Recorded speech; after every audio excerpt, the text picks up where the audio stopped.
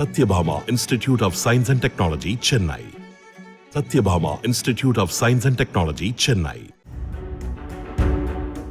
திருப்பூர் மாவட்டம் மடத்துக்குளத்தில் ஒரே நாளில் 40க்கும் மேற்பட்டோரை வெறிநாய்கள் கடித்ததாக கூறப்படும் நிலையில் அவர்களில் 2 குழந்தைகள் உள்பட 20 பேர் அங்குள்ள அரசு மருத்துவமனையில் சிகிச்சை பெற்று வருகின்றனர்.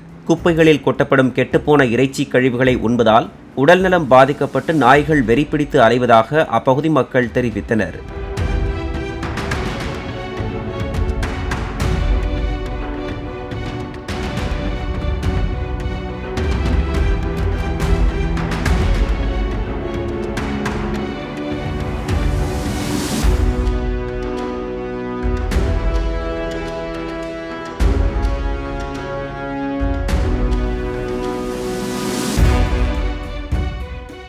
Satyabhama Institute of Science and Technology, Chennai.